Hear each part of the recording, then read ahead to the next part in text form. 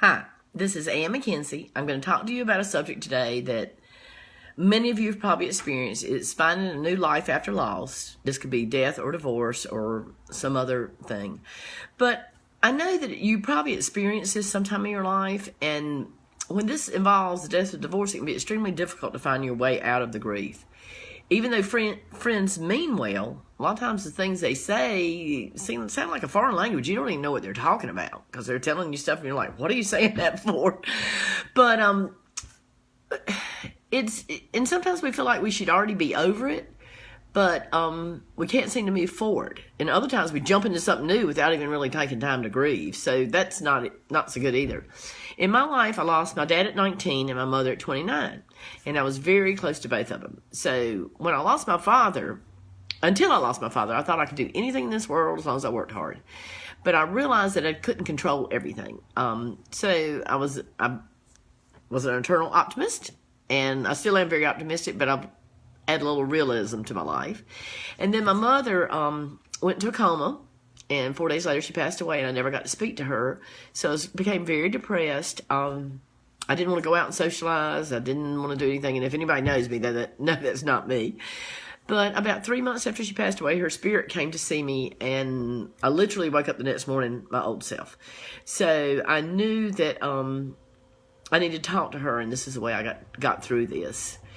But then, as later in my life, I was married to a fellow for 17 years, my husband, and he passed away suddenly, unexpectedly, when I was 50, and I had an almost 8-year-old child. I had a full-time job, and I inherited his business, which is a machine shop. I was clinical lab, so it was totally different. But it really turned my world upside downwards, and I didn't know what to do. And I had people ask me if I was going to move back to Raleigh, where I was from, and I'm looking at them like they got two heads. I'm like, what are you talking about? I don't even know how to walk anymore. I'm just trying to figure out how to exist, much less do anything dramatic like that. But 4 years later, I did move back to my hometown and started a new life again as a single person. And 15 years after his death, my son's graduated college, and I'm now engaged to a wonderful guy I've been dating for 7 years. So life does go on. But the main lesson I learned through these losses is to give myself permission to grieve and not expect too much of myself too soon. At first, you're overwhelmed with what happens. It doesn't seem real. You feel like you're like in a fantasy world. And then you start trying to live again, but it's real difficult to function. And, you're trying to figure out how to drive and everything because your whole brain is just gone, your whole world's shattered. You don't know what you're doing. And then you start thinking about the past and trying to connect it to the future or the present and all that. So, but we realize that we have to discover who we are now. Our previous identity with that significant other is gone. This can be death or divorce. I mean, when I talk about death, divorce it can be pretty significant too when you've been with somebody a long time. So, as time progresses, we realize we are in a new chapter of our life, and we're going to have to reinvent ourselves. This can be scary if you've been with somebody for a long time. So eventually, but you will see the light in the tunnel. But it's tough.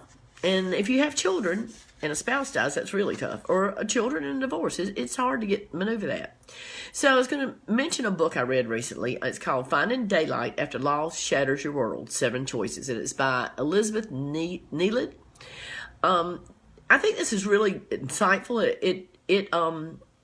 The thing I like the most about it is if you have all the weird feelings and emotions and thoughts you had, when you were grieving, it just, I don't know, it lets you know it's okay. That's grief. That's normal. So I would recommend this book to anybody. But the other thing is if you want somebody to talk to, give me a call. I have a website, omnigirl.net, OMNIGIRL. And I'm also hosting, I have a blog that I just wrote, and I pretty much just went through my blog now. But you can go read it and get the name of the book and how to find it on Amazon. But I'm also doing a guided meditation June 18th at my house, 7:30. I'm in Cary, and that's on my event page. And it's going to be living after loss, divorce or death. And it's at 7:30, and it's like a 30-minute meditation, but it's just a way to sort of connect back to your spiritual centers, your chakras, and get that feeling that you know that you have everything you need inside to help you get through this. So if this will help you, I'd love to talk to you. I'd love for you to come to my meditation. read my blog, get the book. But it's a subject that keeps coming up again and again. I am, my main business is wedding officiant, but I've been doing funerals lately for friends that have asked. And I've had people ask me about grief counselors and death and things. So I felt like it was necessary to do this today. So if I can help you, let me know. And if there's anything, I can do for you, I'll be glad to. All right. Talk to you later. Bye.